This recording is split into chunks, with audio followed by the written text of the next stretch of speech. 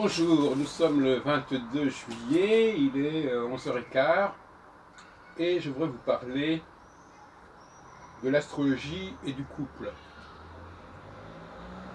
Le couple est une notion qui n'est pas simple à définir en fait. Car le couple, ce n'est pas l'autre.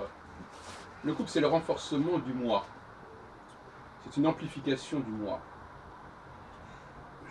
Je dis les choses de manière un petit peu prosaïque. Je crois qu'en astrologie, il faut être réaliste. Sinon, on ne comprend pas ce qui se passe. Le couple, paradoxalement, c'est souvent plus une fermeture qu'une ouverture. La personne qui se met en couple, elle se ferme quelque part, et en même temps, elle se renforce. Elle renforce son potentiel, et en même temps, elle se coupe des différentes opportunités, en justement choisissant un axe bien défini et bien stable. Le couple, normalement, fonctionne sur des bases juridiques rigides, n'est-ce pas? On ne se met pas en couple n'importe comment. Il y a des obligations de vivre ensemble, des obligations de cohabitation, de partage des tâches. Ça a souvent été le cas, c'est peut-être un peu moins le cas aujourd'hui en apparence, mais le couple est une unité. C'est une unité qui est en quelque sorte autonome. C'est pour ça que je dis le paradoxe, c'est que former un couple, c'est quelque part se fermer. Se fermer en même temps que l'on va renforcer son potentiel intérieur personnel. Donc, je dis cela d'autant plus que nous nous approchons actuellement d'un nouveau cycle de 7 ans. Le cycle de 7 ans qui a commencé en 2008, 2007, 2008 est en train de se conclure, de s'achever. Et le nouveau couple, c'est un lapsus, le nouveau cycle est en train d'émerger en quelque sorte. Et il devrait favoriser singulièrement la formation de nouveaux couples. C'est une très bonne période pour les gens de rechercher un partenaire. Un partenaire au sens strict du terme, pas un partenaire au sens social, etc., mais une espèce de binôme très, très, très étroit, très, très, très lié. Cela dit, cela peut ça peut être valable également à un autre niveau que celui du couple, c'est-à-dire de la personnalité individuelle, humaine. Ça peut concerner aussi ce qu'on appelle les personnes non plus physiques mais morales. Dans ce cas-là, il y a effectivement des possibilités d'union, mais qui ne sont pas, qui sont des unions, qui sont des véritables mariages.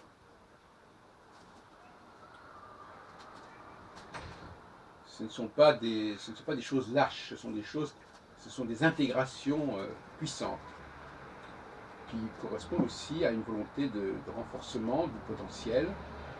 Et on a vu récemment d'ailleurs des tels mariages avec Numéricable, avec Alstom, etc. Et dans ce cas-là aussi, on peut parler d'une fermeture.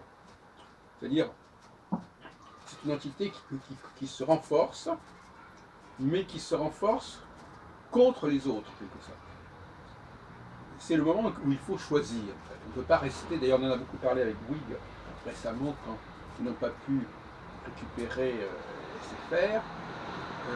Le temps n'est plus à l'hésitation, à la multiplicité des choix. Il faut s'engager. Il faut s'engager dans une direction et il faut le faire de manière extrêmement forte, c'est-à-dire en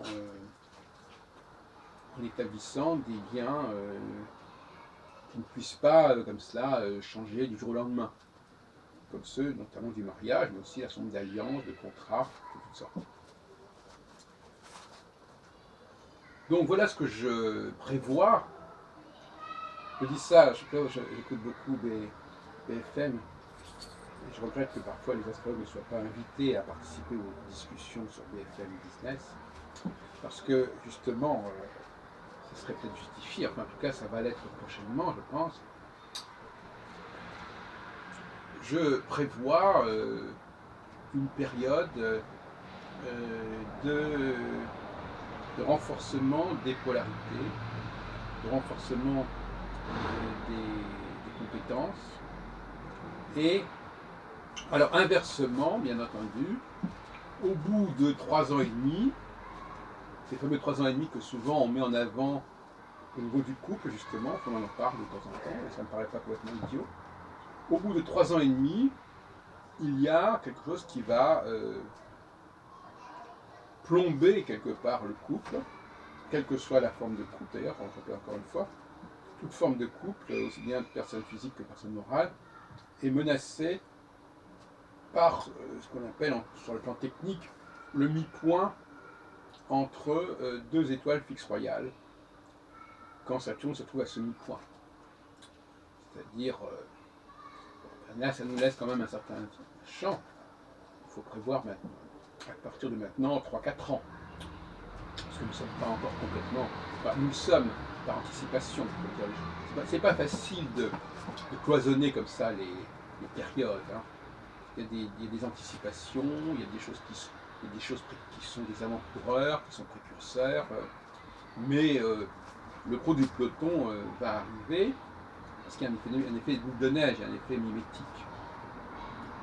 Et c'est excellent pour justement le renforcement bilatéral, je dirais que le mot convient assez bien. On est plus dans le bilatéral que dans le multilatéral. Le multilatéral, c'est justement la phase qui se présentera au bout de ces 3 ans et demi. Ce que j'appelle la phase 2.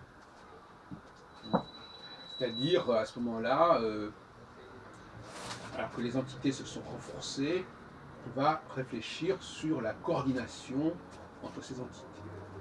Et non plus sur l'élaboration de ces entités. Et donc, à ce moment-là, il peut y avoir un relâchement de la dynamique intérieure à ces entités. Ça peut se produire dans le cadre d'union monétaire, d'union fédérale entre différents États, etc., qui ne sont plus d'ordre bilatéral, et où la bilatéralité est quand même un petit peu menacée, compromise et mise en échec par le multilatéralisme. Alors, vous savez que j'attache beaucoup d'importance à la dualité, et donc je pense que plutôt que une alternance d'unicité et de multiplicité, comme je l'avais exposé en 1976 dans mon ouvrage Pied pour l'astrologie, je préfère parler de bilatéralité et de multilatéralité ou de multiplicité. Car l'unicité ne fait pas sens quelque part. L'unicité, c'est déjà une forme de bilatéralité, c'est déjà, vous n'avez qu'à regarder la nuit et le jour, l'été et l'hiver. L'unicité génère du deux, hein, génère de la dualité. Donc, ce serait une erreur de ne pas employer ce terme-là. La notion de bipolarité, de binôme, me paraît fondamentale de la phase 1, du processus cyclique, et la notion de multiplicité, de multilatéralité, et caractéristique serait caractéristique de la phase 2. Alors, bon, la question de comment on va qualifier la phase 1 et la phase 2, j'ai proposé à certaines époques de parler de certaines planètes, Vénus, Mars, etc. Quand je dis planètes, c'est plutôt des dieux. Bon, je pense que ça n'a pas un énorme intérêt d'utiliser le symbolisme mythologique. Donc, à l'avenir, je pense que je m'en dispenserai. Et je préfère parler, comme je viens de le dire, de phase 1 de bilatéralité et de phase 2 de multiplicité, dans la ligne de ce que je disais en 1976, donc il y a quand même 38 ans, quand je parlais d'unicité et de multiplicité comme étant l'alternance des phases.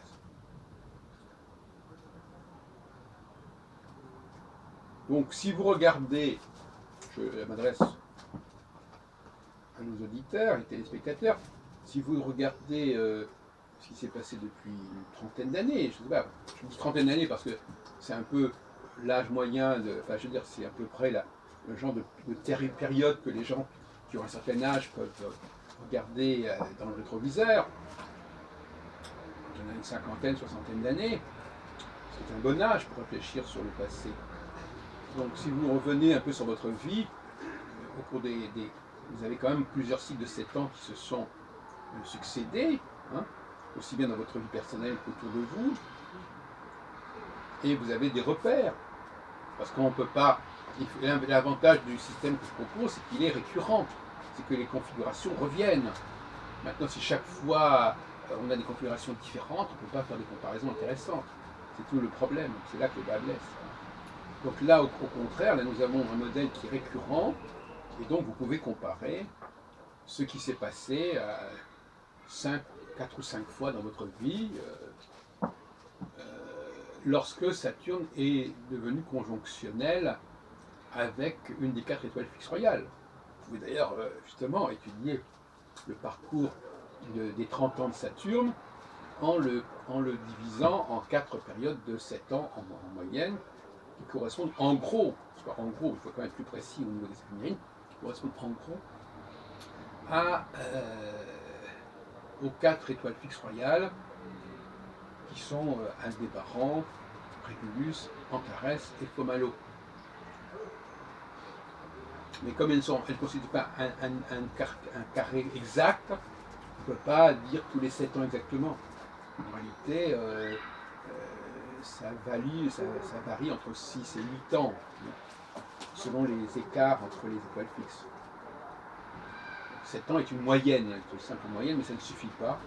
Bien que, encore une fois, on n'est pas dans les sciences exactes et que les individus peuvent anticiper les phénomènes et les prolonger aussi par rapport à des choses.